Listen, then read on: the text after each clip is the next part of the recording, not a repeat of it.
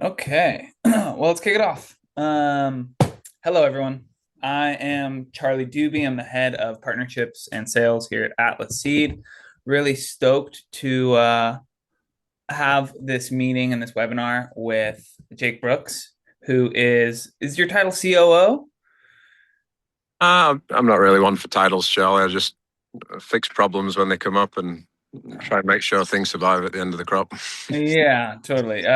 Jake puts out fires before they even happen at Brook Hollow Ranch, which is one of the most dialed operations that we know of. We've partnered with Jake for many years, and yeah, Jake, really appreciate you taking some time to kind of share some of your wisdom, some of the hard-earned experiences and lessons you've learned along the way, and yeah, the idea behind these webinars is farmers always learn from farmers, right? It's like the only way that I've ever learned how to actually do anything properly was either doing it myself and making the mistakes or learning from someone else's mistakes. So the idea is that, as a community that Atlas has around us, we just wanted to kind of encourage and create spaces for mutual learning. So yeah, appreciate you taking some time with us today, Jake.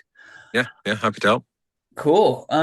We'll start off for people who may not know you or your background. Can you just tell us a little bit about yourself and, Brook Hollow Ranch and how you got into large scale cannabis production? Yeah, well, I've been in this particular style of production now for coming on 8 to 9 years. Did not have a traditional agricultural background. Had family members in farming and sort of traditional ag farming, and then I married into a family that was predominantly focused on potted horticulture, so flowering crops, chrysanthemums, kalanchoes, poinsettias, hydrangeas, about 20 different flowering crops. And slowly we transitioned that business as the floral industry got harder and harder to more regulated crops like cannabis, hemp. And in the early years, we saw a lot of sort of great benefits to that for the business to sort of keep the legacy floral business alive and keep it going. And quickly realized after doing some small trials in the greenhouse that cannabis obviously is a flowering crop, and it's very similar in schedule and in production to chrysanthemums, which we're used to growing a lot of for supermarkets. So we sort of had a bit of a head start and a benefit in that we weren't really learning this sort of brand new crop from scratch, and we had a long sort of multi-decades long history growing small container plants in greenhouses or short day crops for large distribution systems at Safeway, Whole Foods, Rayleigh's, Trader Joe's. We were used to that sort of intensive container-based production. So when we started cannabis and we realized that, hey, this crop needs to be propagated, it needs supplemental lighting in veg, and it needs you know blackout systems, curtain systems for flowering indoors or in greenhouses. We sort of already had that layout, already had that infrastructure, and already had that sort of cultural experience to know how to treat those crops and to know what we needed to do. So we had a bit of an early head start there, fortunately. And we then since, have started to expand into this space more and more. And we love growing crops, and we love growing a lot of different crops, and we still grow flowers. But cannabis is a fun crop because it's one particular plant cycle. It's really fun with the breeding, with the genetics. It's sort of like open season for genetics still. So you can do a lot more with this crop, and it's a new young industry, which is a little bit more exciting than the floral industry is a tough industry. So diversifying out of flowers is sort of necessary for the family and for the business. But it's been a really fun ride so far. I mean, it's had its ups and downs for sure, and a lot of the business models in the early year did not work, or were not set up for success necessarily. So we've had to reinvent the wheel a few times, and that's sort of what's led to Brookhollow Ranch and this outdoor project now. We wanted to do this project for many years, but through regulatory structure and through zoning or counties or different localities, it wasn't as possible as it is now. With the goal being that this is sort of it's already a commodity now, and I think the only way for the legal regulated industry to win out against the unregulated industry is for operators who are organized, who know what they're doing, to come in and to get the cost structure much lower, to bring a much higher quality product to market, and just ultimately bring more value to consumers.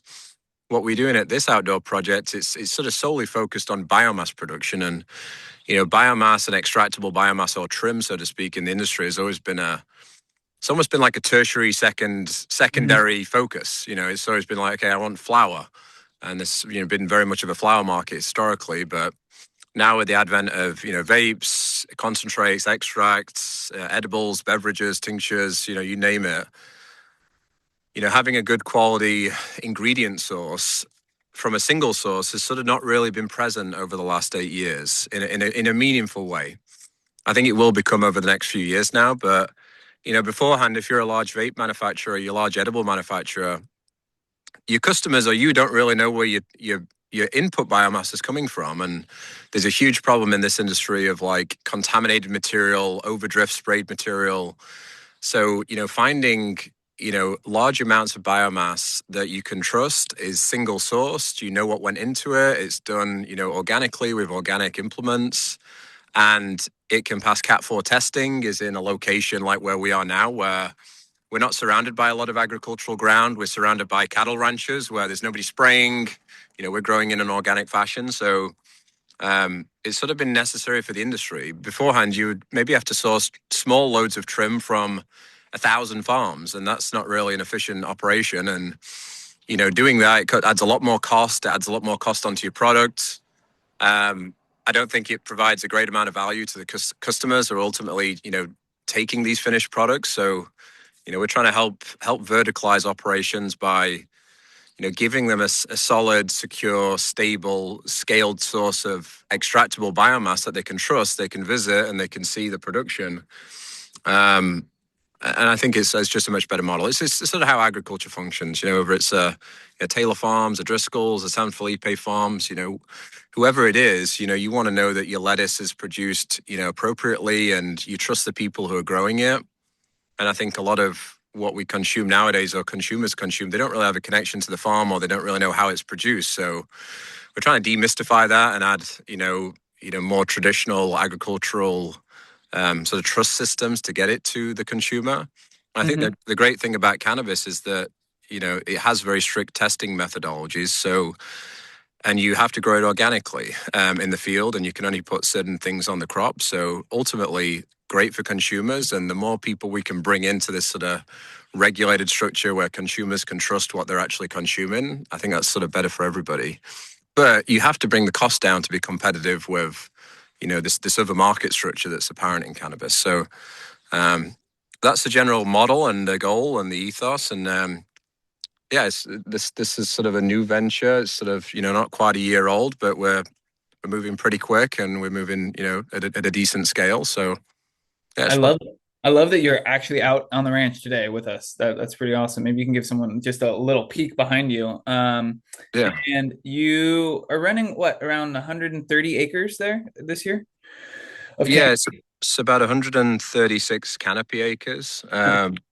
So a sort of bed top canopy. It's a little bit more than that gross, with roadways and furrows and sort of um, roads for tractors and things like that. But yeah, 136 canopy acres is what we're doing this year. And that's the outdoor. And then the greenhouse is another what, 10 acres or so? Yeah, the greenhouses this year will be just a little shy of 10 acres, and next year will be closer to 14, 15 acres, once that license expands coming into next year. And then we have a couple other projects in a couple other states as well. Amazing. Kind of harkening back, how did your relationship with Atlas Seed first begin? And kind of what initially gave you the confidence in the genetics? I mean, like as you said, genetics are definitely, it's an open field and there's a lot of development. And I think overall, compared to other traditional agricultural crops, cannabis is far behind. But because of that, there's a lot of it's an exciting space to be in. How did you learn about Atlas? How, and what does the partnership with Atlas look like now? Yeah, well, I mean, I think we sort of, I don't know how we found each other. We found each other pretty sort of serendipitously. I think back in 2018 or 19. So really at the sort of the start of the regulated industry in California.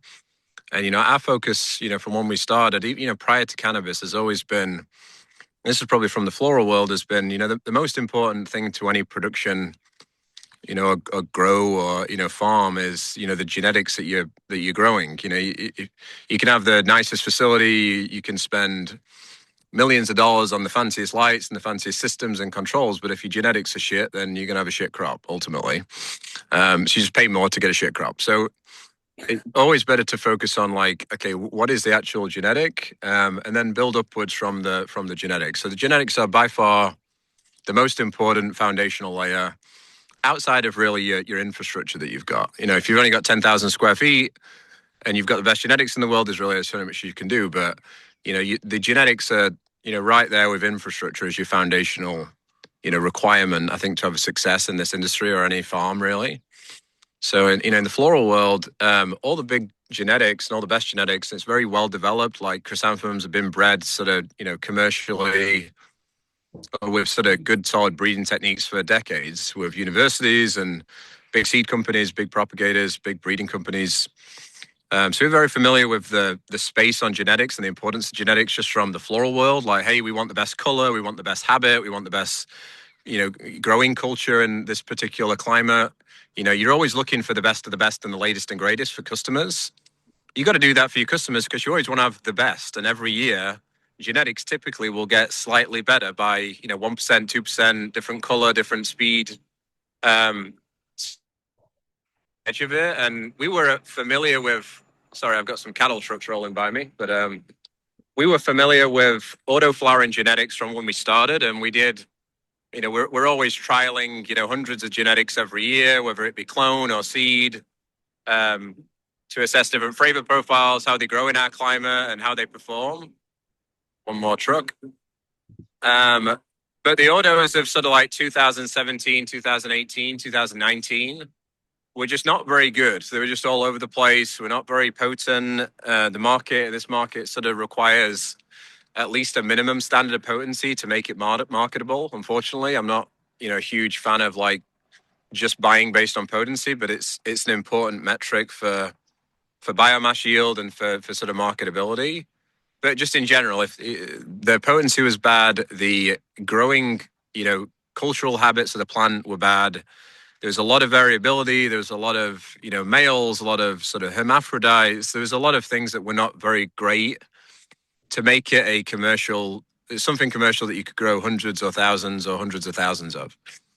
So, we could see that there's a lot of benefits to the crop, starting from, okay, well, it's not daylight sensitive. So if I want to grow this crop, I don't have to spend millions of dollars on infrastructure with blackout systems and greenhouses. And, okay, this could be done in hoops or it could be done outdoor. That's great. Or I can be done in my greenhouse by not, using these systems. So that's fantastic. And then second was obviously it's not daylight sensitive, so I don't need lights. So I don't need to put utility onto the crop in early stages, and it's going to flower out naturally. The third reason is really it's much quicker, and it sort of is a relatively static time frame as opposed to clones or as opposed to natural season that have to be sort of manipulated a lot to finish them. So you've got a good base, you've got predictability, you've got a lot less infrastructure and capex that are required to grow the crop and produce a crop. So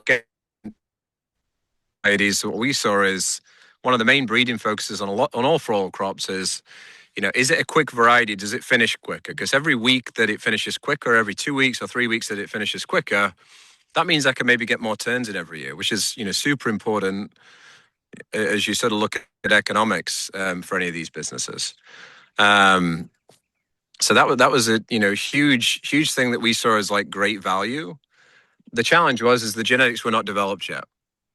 So, which is fine. It just takes now years to get it to a point where, they will be developed and they will be good and they can be marketable and they can be commercially produced. So we saw that more as hey, we can't switch over all production to this, but we should maybe allocate a certain percentage of space to continually trialing and developing these genetics and, finding companies that are of the same mindset as us and have the same ethics as us and the same, ethos as us on where these genetics can go. And, meeting with you guys and Adam and Ryan, and you're from the organic vegetable world, so you sort of see things in a relatively similar fashion than we do. I think everybody knew that it's going to be sort of like a multi-year long process to get these genetics to where they are now, but you need to sort of spend the time, and you need to spend that time in watching these genetics develop and understanding them, understanding the cycle, and then just generally understanding the genetics that you're producing. And obviously, we work with you guys in a couple different capacities, and we love the partnership. We think you guys are fantastic and have, I think, the best orders you didn't have. There's not a lot of groups really producing good autos, to be honest, and there's not a lot of people that have sort of taken the years of development to get to where you guys are now and have a really good stable of sort of solid varieties that you can actually grow millions of plants of. Um, so this is super important, and I think we're about 7 to 8 years into the relationship and partnership now, and every year it gets better. Every year we see an improvement, and every year we can give feedback. We can work with you guys, and we sort of are on the cutting edge of what is available. I'm always trying to get the best and the latest and greatest, and sort of taking the inventory. But yeah, we're huge proponents of it, and if we promote something, it's typically because we are using that product or doing it in a large way. So I think autos are for sure the future of biomass production, for sure the future of fresh rosin production, and I think within the next couple of years will be a huge part of the sort of dried, processed, smokable flower market as well, in a much larger fashion than they are now. I think in 2020, 2021, that was an interesting time for autoflowers in general because the market was sort of not a real market in 2020. There was a lot of sort of artificial demand that was created during COVID through stimulus. So if everybody had a great year, they'd plant more and they'd plant autos. And at that time, there's a lot of groups selling seed and selling plants that were not really commercially ready. Atlas didn't take that path, which I always sort of respected. They were not really selling large commercial lots at that time period. And then in 2021, the market got massively overproduced. Stimulus went away, and a lot of people had a bad experience with autos. And I think a lot of people just wrote them off as like, "Hey, these aren't ready yet, or these are not like something that everybody should be growing." Which is good for us because we could sort of see a longer time horizon, and people were sort of sleeping on them a little bit, so it gave us a bit of a head start. But I think autos are not just here to stay, but I think they're going to be, they've got a great future in production for this crop. Particularly as it pertains to outdoor crops, because the cost of these licenses and the cost of operating these businesses, it's a high regulatory and license cost. So you really need to amortize that over more than one turn in the field. So if you're not planting a spring crop and you're doing a lot of acreage, you're really wasting time and you're wasting money not figuring it out to grow autos. So I think it's sort of critical, and I think people that aren't using autos at some point are probably going to, candidly, they're probably just going to be dead not physically dead, but the business may not be alive in a few years. So I think people got to learn them and they've got to use them and trial them and sort of get experience with them, because I think they have a lot of, really great benefits in both outdoor production, hoop house production, and greenhouse production. And in the future, I'm sure there'll be ways for indoor production, but it's not quite there yet. Yeah. Well, you heard it here first, folks. Autoflowers reduce your mortality rate by a substantial amount, according to Jake. Yeah. Yeah. Jake, tell me a little bit about, as you said, right, we've been working together for, I don't even know, 7, 8 years. Tell me about the improvements that you've seen over the years. Obviously, there was something that was good enough or promising enough back at the beginning for you to convert some of your greenhouses over. I know you guys were mostly running clones. You tried a bunch of different autos out, and you decided to create kind of a whole business model around running autos in the greenhouse. Pretty not super fancy, right? I think a very simple and straightforward setup. What did you see then that was promising? And then second part of the question, how much improvement have you seen over that time? Yeah, we sort of set out in, call it 2020, 2021 under a previous business model. We had about 100,000 square feet, just under 3 acres of structures that were, wooden poly. They didn't have curtain systems, and we didn't really want to go out and spend, a lot of capital on putting curtain systems in. We were using it as a veg space before with sort of string lights.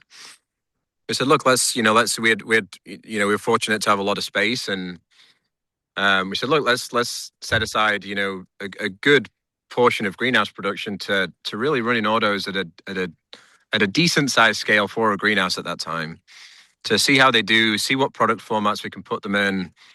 Is it pre-ground material for roll-up pouches? Is it a blended pre-roll material? Is it extracts or biomass crops we can produce? Is it fresh frozen? Let's understand the crop of how it works in containers and try different sizes. And what we found is because we didn't have to spend that infrastructure on it, we didn't have to put lights in, we could run less utilities, we could run them in the winter and not have to spend much utilities, which is a huge consideration in greenhouses. And ultimately, we can actually get more crop cycles through these houses because in the greenhouse we run on a traditional sort of 4 to 8 weeks in veg and then 4 to 8 weeks in flower. And if you're growing clones or natural season, you really need like 12 to 16 weeks. Like if it's a feminized photoperiod seed, you really need sort of 4 to 5 weeks in veg to get to size, and then 6 to 8 weeks in production for it to finish. Now for autos, it's a little different in a greenhouse. And outdoors, you may be 75 days from when you wet the seed in.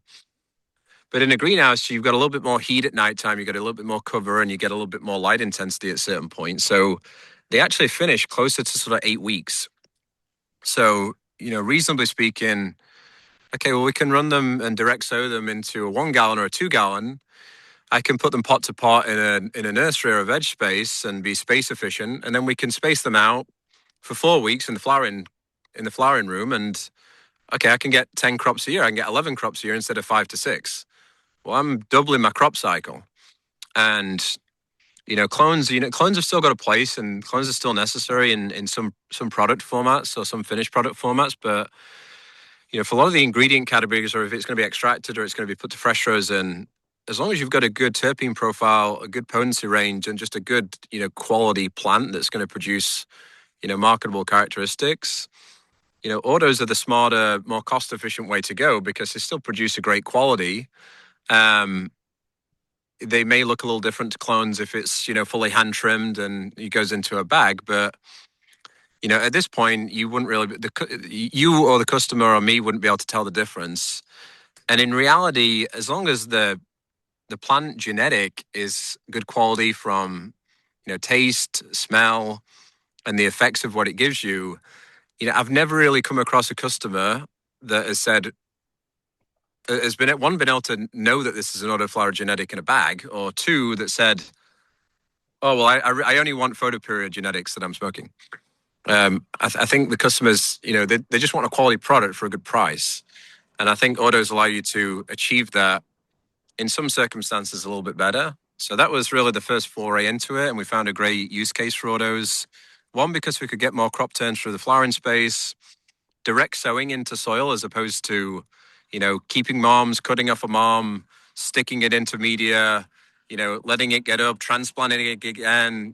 There's call it 12 to 13 touch points in getting a clone from a mom, into a point where it's getting ready to move into flower.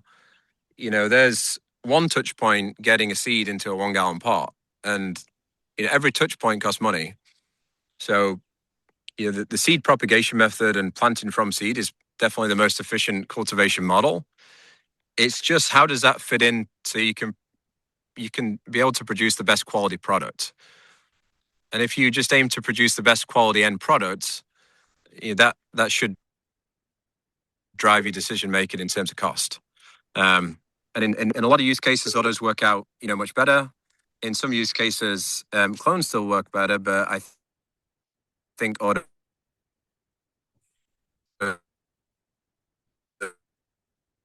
are quickly going to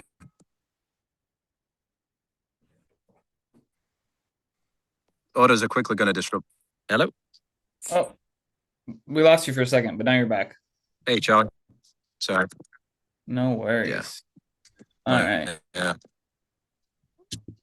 While we're talking about quality, just I found some photos earlier this morning. This is from I think 2021. So the autos have gotten a lot better since then, but this is from the greenhouses down in Watsonville. And take me through kind of what quality you were able to see and achieve, and like what markets were you able to go after? Was it jarred flower? Was it pre-roll, extract? What were you able to achieve in the greenhouses?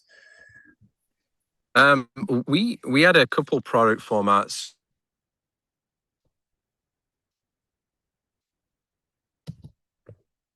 Oh, I think we with lost a you couple again for a second. brands. Okay, now you're back. Doing pre-rolls, doing pre-ground powder, a premium value-based product. And to can you hear me, mate? Yep, now I got Hello, you. We can hear you fine. hello. I can hear you now. You're good. There's a bit of a Okay. lag. Yeah, sorry. So it started with putting it into a pre-ground pouch format where what we were seeing in market and where we saw a big sort of need was a lot of the pre-ground pouches. I like the pre-ground pouch. It was a sort of format, I was familiar with. It's more, common in Europe, but is becoming more common now in California for almost like a value based to fill your own joints and to have a fresh sort of product. But what we were seeing in market was what a lot of people were doing is we're just taking trim and leaf and just shake. And the quality of what people were putting in these pre-ground pouches or pre-rolls in general was just like trash. Total It was garbage. just like a way to get some better revenue out of like shit, basically. Now, me as a consumer or anybody as a consumer, I don't think that's, ultimately, if you're going to put your name on something or you're going to put it out, I think you want to put out a really good product. So said, well, look, this is an early market. People are struggling to get flour and they're struggling to get flour in pre-rolls. They're struggling to buy smalls. They're struggling to buy flour. Let's use autos as we'll trim it. It's a full flour product. We can grind this up and it'll be a much better quality product. Been a full flour product that's potent. The sort of physical characteristics of you seeing it in a bag in 2021 were not where they are now. They were still good, and the flavor, potency, and the effect profile was still very good. But they didn't really stack up quite as well with clonal material or natural season material at this time. So I said, look, let's grind it up and put it in pouches, and it will be 3 to 4 times better with what the market is putting out there. And that got really well received. It was a much higher quality product. We had a much better cost. We had a much better cost profile on producing autos. Not quite as good a cost profile people putting trim in the bags, but we were able to produce it at a good enough cost to where we could compete on the price, but have a much better quality product. And what was the cost profile in terms of clones versus seeds? Like, you don't have to tell us the exact dollar to dollar numbers, but like what kind of savings were you able to achieve there moving to autoflower seed versus clones? It's just less than half the cost. Mm-hmm. Because you've got the schedule is 50% of the schedule. Seeds are much cheaper than clones. Um, you've got a lot less labor to get the crop finished. And if you're just taking the crop, bucking it, taking leaves off, doing some base trimming and then grinding it, you've got a lot less cost to get that to a product. Not as cheap as getting trim to the bag. Trims, this time in market, trim was maybe, $40 to $50 a pound, maybe a bit more in some instances, but it was just a bad quality product. So we were not producing it quite as cheap as what the opportunity cost on trim was, but the product was much better. And if you're in an instance where you are growing enough to where you need to find just good categories to place your production and your commodity, you need to produce something that people aren't just going to buy because it's cheap. They're going to buy it because it's a good price and of a good quality. So I think autos really fit that bill. And we're also then seeing the same thing with pre-roll material and the pre-rolls we were trying and the pre-rolls that we were getting. And then we'd see other people producing pre-rolls at this time period. You had a mismatch in economics. So at this time, maybe, in 2020, 2021, smalls were selling for maybe, they're selling for a high price relative to what they sell for now. So people were not using smalls in pre-roll material. They were using maybe a few smalls, but they're using predominantly trim. And the pre-rolls are just terrible. They were just trash. They just didn't burn well. They didn't smoke well. If you were to look at some of these different, manufacturers or processors that were making pre-rolls, you'd be sort of quite surprised with the product you're actually consuming.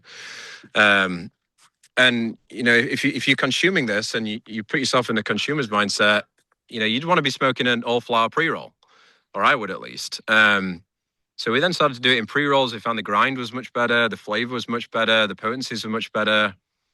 Just the general product was, again, like 3 to 4 times better. So, okay, if we can bring the cost down enough and we can do this commercially, let's make a better quality pre-roll products. There are some people doing it, really good and really well, don't get me wrong. but there was a lot of the economy market that wasn't. So they were just producing a very cheap product that the market was consuming, but it was a really bad quality. So we said, look, if we can compete on cost, but the quality is much better, then we'll sell more units and customers will have a much better experience. So it Hmm. started with pre-roll material, then to be ground and to be smoked in pouches to fill your own joints. Then it moved to pre-rolls, also into extraction, into fresh frozen, for isolates and hydrocarbon-based products or fresh frozen hash-based products. And then now from auto crops, I think if you sort of see the plant in three quadrants, you can top this plant and you've got good quality smokable flower. You can take a portion of it to pre-roll material, and then you're going to take a portion of it to extract. But what we're doing at this site is just all extract, so it's relatively straightforward and simple because we've got one product type that we're trying to fill. But if you're a grower and you're looking to grow 1,000 autos, 10,000 autos, you're more looking for like what is the best category to place this biomass in.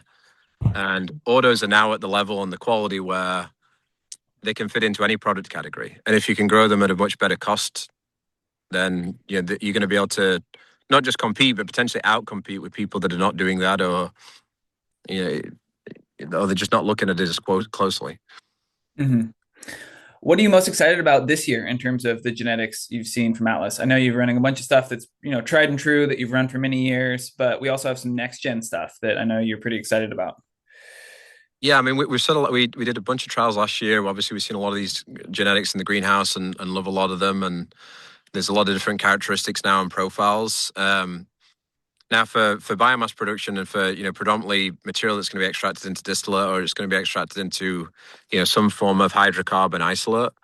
Um, you're really just looking for stable high potency because ultimately we're trying to farm potency.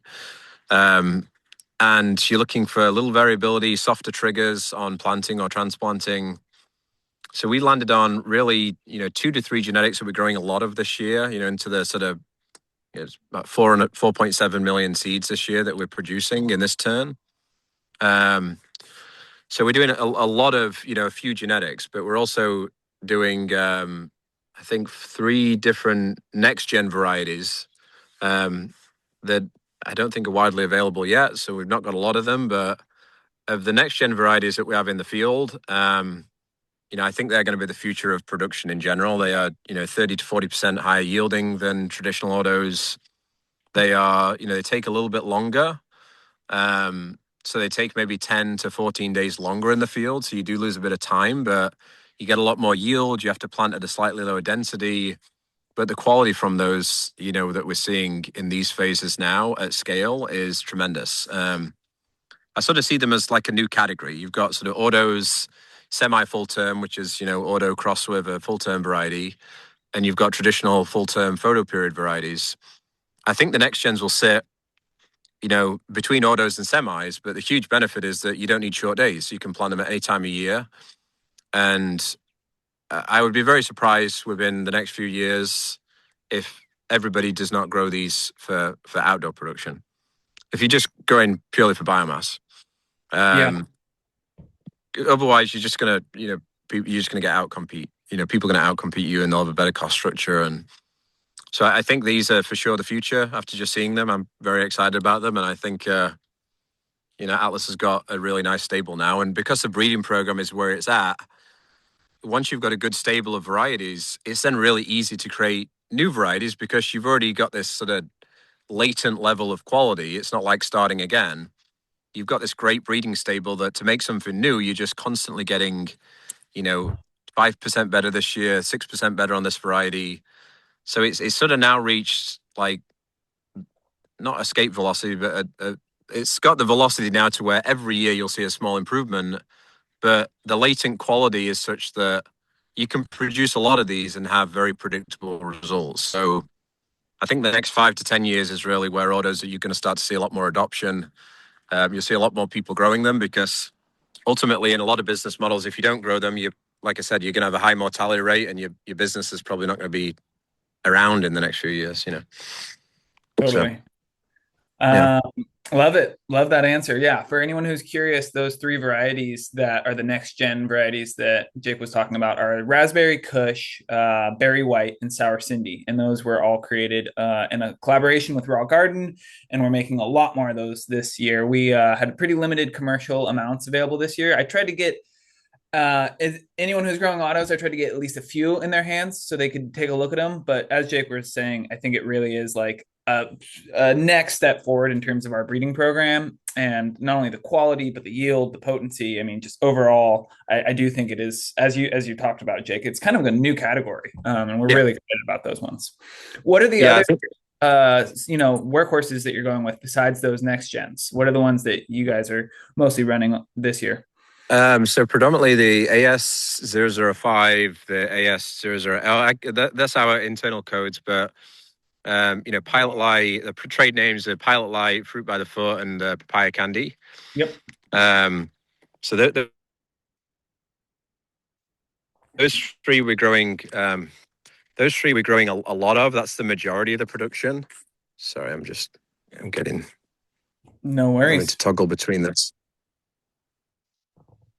Getting blown up on my email. So we're growing. Call it. The AS0, the Pilot Light, the AS005. I think we're growing maybe, gosh, like 3.5 million of just that one genetic alone. That one is really, great for what we're doing in biomass production. It's the fatso crosses, so really good potency. Very minimal variability. Great vigor, great yield, a really soft trigger in the field. So sort of meets all those great characteristics that you want to grow this crop in the spring. Um, so yeah, we've done a lot of that one. I love that genetic, and we've sort of seen that genetic and the breeding line of that develop now over the last few years, and it's a really good sort of tried and true variety that will continue to grow. We'll grow some of this in the fall turn as well. I think autos are also they fill a really neat role with once you get to a certain point in acreage, you like if we planted everything photo period and it all comes down at a very similar time frame, that's hard to handle on harvesting and everything that goes along with it. So we'll still plant autos in the fall turn, purely because we want to try and schedule out and stagger the harvesting.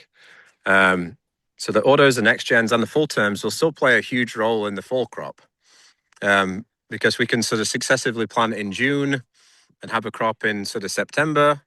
We can successively plant in July, have a crop, sort of later into September, and then we can have this, large photo period crop in the fall. Photo periods are still great in fall because you're doing a lot less density and you're getting a much higher yield per plant. So there's just a general unit economic argument to doing that. But I think with the next gens within the next couple of years, you'll probably be able to get close to 3 turns a year out of the next gens. And at that point, everybody will just be growing next gens for biomass, I think. Mm, yep, I love it. All right. So for folks who are kind of newer to growing autos, are thinking about kind of scaling an auto production to commercial levels, what are a few things that they just absolutely have to get right? What are some mistakes that you've made that you've learned not to do? And yeah, what are like the key things you have to nail with autos? Well, one is, obviously making sure you're getting genetics from a good breeder. And there's maybe three or four that are okay. And obviously, I'm a little bit more biased to Atlas, just because we've seen them in production, we've seen them in development. So we've got a high level of trust in the genetics to grow them at scale.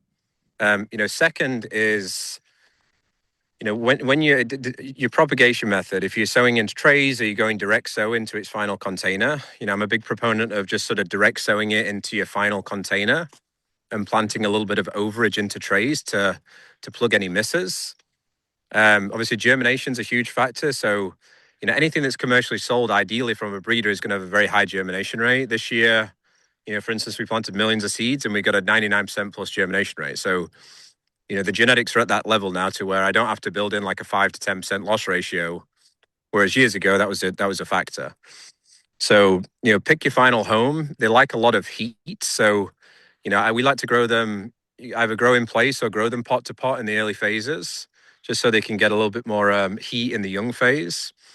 And you can't really overwater them when they're too young. So you don't necessarily worry about that.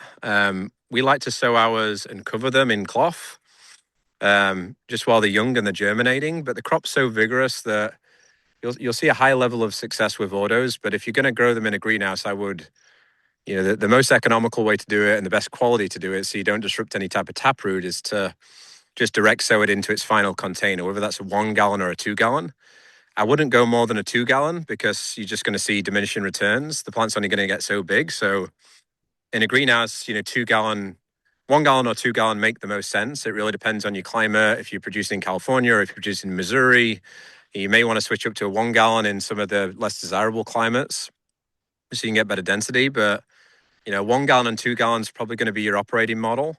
I wouldn't go bigger or smaller than that. And obviously it's a much more rapid feed cycle. So if you're only applying veg feed for a period of 3 to 4 weeks, early flower feed for 3 to 4 weeks, and a late flower feed for 1 to 2 weeks. So you've got to adjust your feeding regimen, and you've got to adjust your irrigation regimen some, but it's the same as growing any other sort of 1 or 2 gallon container prop.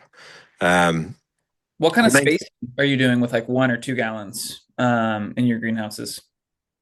gosh, on 1,000 square foot bed, or 1,000 foot bed, or a table, or floor space, I think we're doing about 651 gal and about 352 gal. So that'd be, call it 1.2 to 1, 1.1 to 1.4 in a 1 gallon square foot per pot, or probably 2.2 to 2.2 to 3, 2.2 to 3 square feet per 2 gallon. Our beds are 900 feet, so a little bit less than 1,000, but any from 1.1 in a 1 gallon to 1.5, or 2.2 to 3 square feet per pot, is probably a good safe container calculation. And did you land on the 2 gallons or 1 gallons in terms of liking them, liking You know, one system over the other? it depends. It actually depends on the time of year for us. Some genetics I find do better in 1 gallon, some do better in 2 gallon. In the winter, we'll grow a little bit more 2 gallon. In the summer and the spring, we'll grow a little bit more 1 gallon.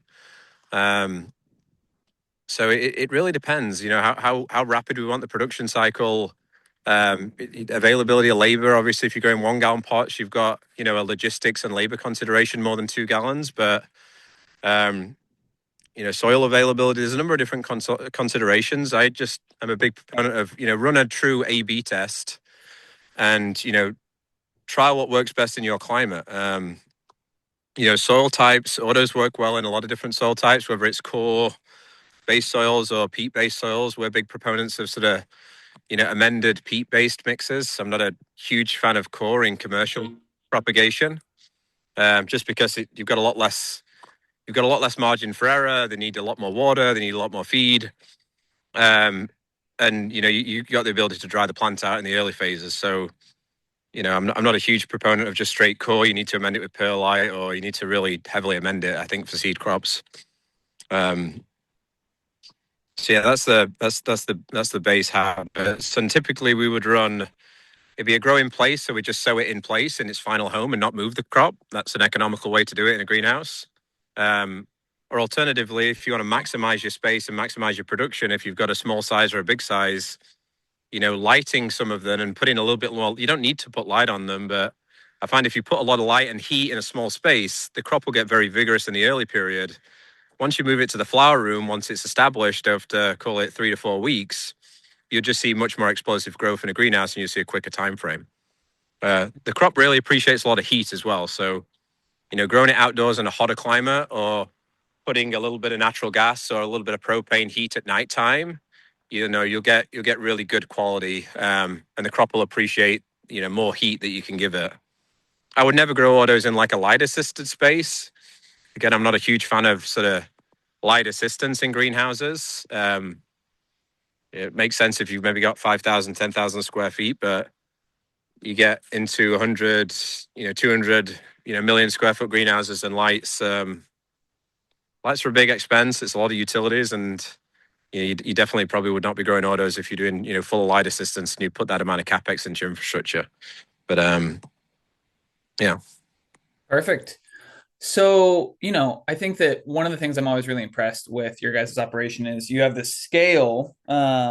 it's really impressive. And yet it's also, you do a really good job of just kind of keeping things simple and keeping it very organized. I think you guys are, like I said, one of the most dialed operations I've seen. You've got about 130 acres of autos currently going. Those are going to be followed by another round of autos and some semi full terms. How did you develop sort of systems that are capable of planting and maintaining and harvesting at that scale? Not only, I guess, first question is kind of how did you develop a team that could handle that? And then what kind of systems have you arrived at to just keep things, simple and straightforward and effective? Well, I mean, your team is obviously the most important thing in any cultivation. So having people that are, solid, reliable, can work to a good schedule. And, I really tend to overemphasize, planning out a schedule and maniacally staying on schedule. As soon as you get off schedule, that's where you get problems. So, maniacally try and stay on the schedule. Really think about your operating plan and your operating schedule and how long the plant takes, when your feeding regimen is, when you're going to be moving, ensuring you've got the right amount of staff to move and those staff are trained appropriately and all the various SOPs to get it done efficiently. And then, tracking every data point you can track. And, what's the old sort of adage? What's measured gets managed, and ultimately you have to really measure everything, especially in a regulated market. You're sort of forced to do it, but it's a good thing to do because you really need to be very organized with your schedule. It's a very intensive crop. It's a very quick crop, so you have to have a number of good systems in place, from your sowing planting schedule to your feed schedule to your moving schedule, your tagging schedule to your, how you take data and can assess what genetics are doing well in your environment. And then in a greenhouse, you need sort of really good environmental controls. Outdoor, you need sort of really good irrigation controls and, a team that really knows how to set up for agriculture. And I find that, you don't necessarily have to hire from people that have just got cannabis experience. I think it's a big misnomer in the industry. A lot of the people that have historically grown cannabis are, they tend to want to overcomplicate things. You want to try and find people who've got good experience in horticulture, agriculture, because they'll have seen things at scale. And it's not to say that people with cannabis experience don't have good knowledge. A lot of them do. But if you've only ever grown, 10,000 square feet of a crop, you've only ever seen the problems with 10,000 square feet of growing a crop. If you've grown, all good, mate, all good. If you've grown, an acre, 2 acres, 10 acres, 100 acres, you've sort of, you can understand the problems that arise at growing at that scale. So you just have a better ability to spot problems, experience problems, and learn from problems the bigger you're operating at. The challenges that we have at 100 acres plus are a completely separate set of problems that you have at 10,000 square feet. So, fortunately, the larger you are, you better experience, the better prepared you are to sort of deal with problems and experience problems. So that's about the biggest benefit we've really been. How do I turn this air down? That's about the best. That's about the best experience, is physically experiencing a problem and then figuring out a good solution and just being quick to solve it. And then been maniacal about, operating. And in plants, you sort of can't not micromanage. You got to be walking the crop. You cannot delegate tasks. You really need to be in the crop and manage the crop, or have somebody who's a very experienced manager. And, people have got to love production and they've got to love plants. And again, you're only as good as your team. You're only as good as the weakest member of your team. And then you need ability to assess, was this job done? Was it done appropriately? And after every crop, what went right, what went wrong, and how can we continuously get better? And ideally, if you're a good plantsman or you're a good grower, you're continuously trying to figure out, can my next turn be as good or better than this one? And if you have that mindset, then ultimately you'll probably be successful. If you've got a manana mindset, you're going to be dead quickly. Yeah. Cool. Well, we're coming up here kind of on our top of our hour, so I just want to let everyone know who's here. Well, first of all, thanks for being here. If you have any questions, throw them in the chat, and then we'll start going through the questions with Jake. The first question we have from Wes is, are you seeing a lot of herms with the newest generation of autoflowers? Or maybe you could just talk about herms in general with autoflowers. How do you manage them? How many are you seeing? Yeah, what's your system for dealing with those when they do appear? It's really hard to assess what the population of herms or males is going to be. It's all related to stress.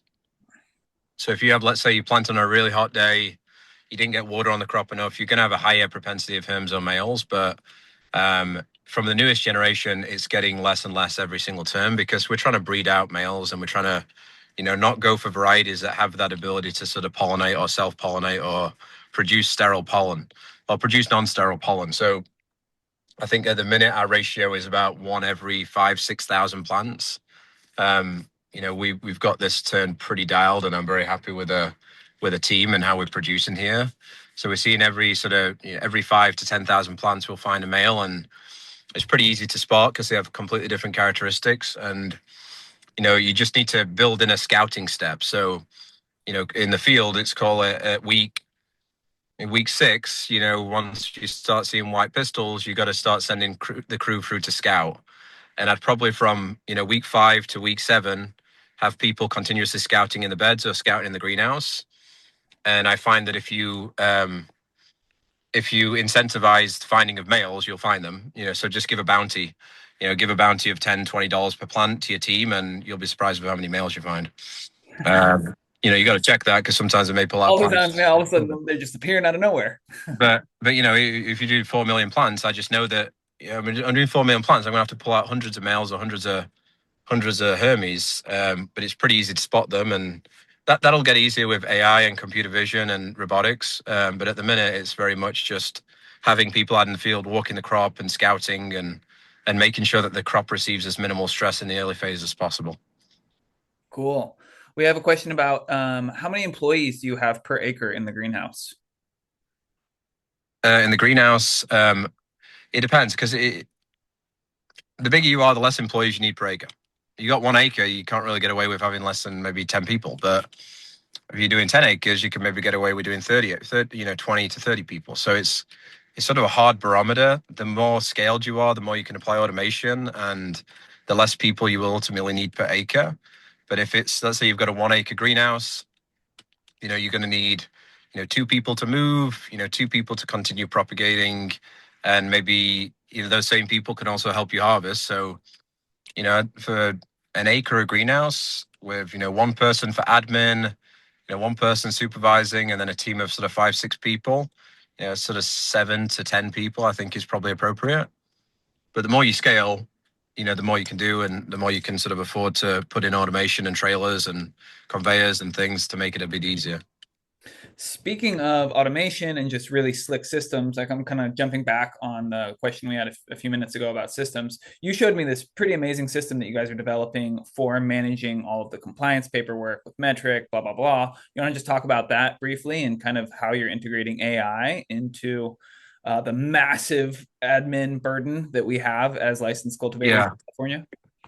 Yeah, I mean, it's a problem we've experienced for a number of years, and there's not really been a great solution to fix it. So we've sort of just had to build our own. And now with AI, it's much easier to write software, develop software, write code, and to get something production ready that is good for you.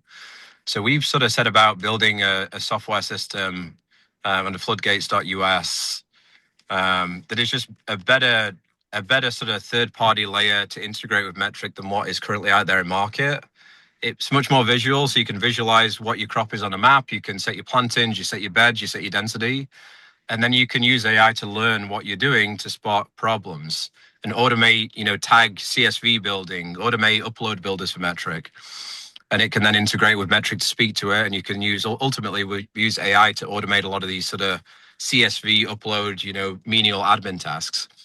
And then have a way that if you're with a regulator, it's sort of hard for a regulator. It's hard for anybody just to look at like a spreadsheet and like, okay, you're at a physical field and there's a lot of plants, but you're looking at a spreadsheet.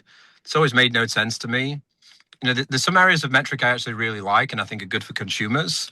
So it's hard to just like bash them fully because I think they do provide a needed service in this industry while it reaches sort of, full acceptance. But there's a lot of things like individual plant tagging, for instance, it's like the dumbest thing I've ever experienced. We essentially pay a lot of money to a company that is incentivized to sell plastic.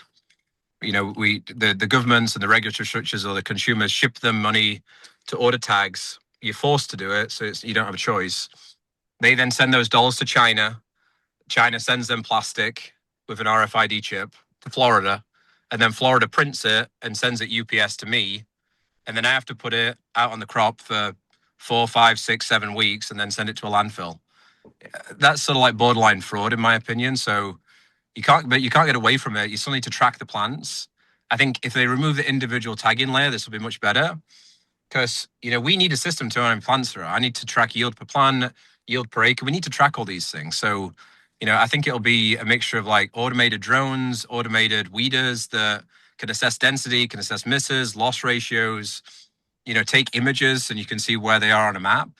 And all this has to be mapped visually. Like if I go on Google Maps, like that's how I plan everything. We've built a mapping software into our solution, so I can track. Hey, this is my bed. This is how many beds I've got in this parcel, this canopy area.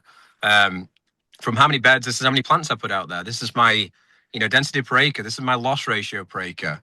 And if a regulator comes, I can show them this map and say, hey, let's go and check out planting one. That's where this is in metric. These are the tags that are assigned to this block. This is how old it is. This is the density. This is the loss ratio. If you can see that visual, I think that's much better. So we're trying to build out a system that's just great for us.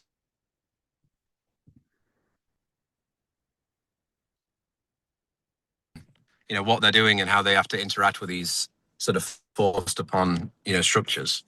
And then it saves us a bunch of time, saves us a bunch of money. We've got a financial module, so you can put in invoices, track cost per acre, cost per plant, and with AI now, you can sort of cut out a lot of different tasks and make your team much more efficient with what they can do. So you're just able to track much more data and then ultimately make better decisions. Nice. Yeah, I was quite impressed with what I saw, and I'm excited to see how that continues to develop. We got a question from Matt about, and I'll let you answer this one. What are the other top breeders in addition to Atlas? And then also, what are the top yielding auto strains that you guys have worked with? The next gen varieties are definitely going to be the biggest yielders. I really like Pilot Light, Fruit by the Foot, Papaya Candy, and then Garlic Jam's great. Face Fat is great. All the newest generation is great. It's just like Pilot Light's marginally better, or it really depends on your use case. But whatever has been sold currently of the latest generation, you're going to have great success with. It's just like, what is your application, basically? Other good breeders that I'm familiar with, Humboldt Seed, I think I've not tried a lot of their varieties, but I hear they've got some good stuff. I still don't think, I think Atlas is still ahead of the lead purely because, we've been working with them to iterate and select these varieties in a greenhouse. So we've just had more time to select and to produce these genetics. And we're doing it at a decent sized scale for selections and to find the best genetics. If you grow 100 plants, you're going to find the best in 100. If you grow 100,000 plants, you'll find the best in 100,000. And that's sort of the key to selecting and developing a program. Phylos has some really good varieties. I just find they're a little more tricky to deal with and they're a bit more expensive. And they're more expensive because they raise a lot of capital and they're going to make that capital back and they took on investor money. Atlas is a small team. It's basically a family business and it's self-funded. It's a quick, nimble team and they don't have to pay back investors. So they can give you a much better product at a much better price. So I think, obviously I'm very biased to Atlas, but I think Humboldt Seed does some good work. I think Phylos has got some good genetics, but they're just too pricey for me. Purple City Genetics has some really nice genetics, more on the non-auto side, but they've got a few autos that are nice. Those are the ones I can think of offhand. And, people are aggressively competing, so which I think is a good thing. So every year, everybody's genetics will get better and better. And I think it's always good to try different varieties. For us, I just have the most confidence and trust of Atlas because we've sort of helped develop a lot of these, and I have sort of I have a soft spot for the genetics, and we've seen the sausage being made, and at this scale, we sort of have to trust how it was made and how the seed was produced, and to grow a lot of it, you sort of just gotta, you got to trust that when you're spending this amount of money. Yeah. Okay, we've got a very specific kind of technical question about Ellie pots. I don't know if you've used those. I think you have, but Pots are good. Pots are good. the question is, do you have any advice on how to remove them best from the trays? Lyle is saying that we are seeing the paper break or kind of rip a lot, and they've been using a dibbler for partial extraction. But yeah, any pro tips on? Yeah, I mean, if you're just doing that, you've got to really do grow coons or L pots. I think grow coons are slightly better. They're relatively similar in cost, but you sort of can't really get away with like not using a dibbler. You just sort of got to put a rudimentary dibbler on, and that's sort of what you got to use. It's sort of just build it into your loss calculation, but you're going to get some loss. And L pots are a good solution. I think they're good for rooting. You want to make sure that you're transplanting depending on your liner size. I like a 72 cell liner, but you can do 128s. You just got to transplant at less days. I find in a 128 cell, you probably want to transplant, one true leaf pair or ish one true leaf pair at sort of day 7 to day 9. And if you're in a 72 cell tray, you don't really want to plant past like day 11. Like day 9 to 11 is probably a good time frame. Mm-hmm. Yep, we've found the same thing. And then on a 50 cell tray, it's kind of like day 13 is sort of your cutoff. Yeah, Although, yeah, at scale, it doesn't really make sense to use 50 cell trays. We yeah. utilize either 128s or 72s. Cool. We are at our hour here. Matt, I see you got a question here. If anyone can germinate for you, if you just send me an email, we can hook you up with one of our nursery partners, Charlie at atlasseed.com.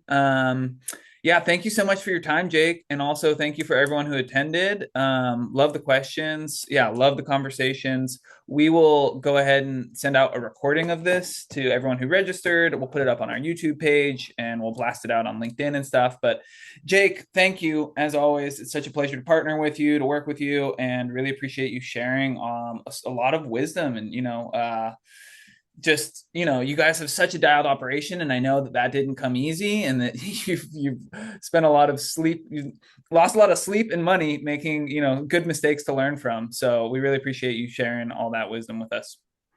Yeah. Thank you, guys. Thanks for everybody for joining. And yeah, hopefully this was helpful. All Thank you. right, everyone have a good day. Talk soon. Cheers, guys. Bye.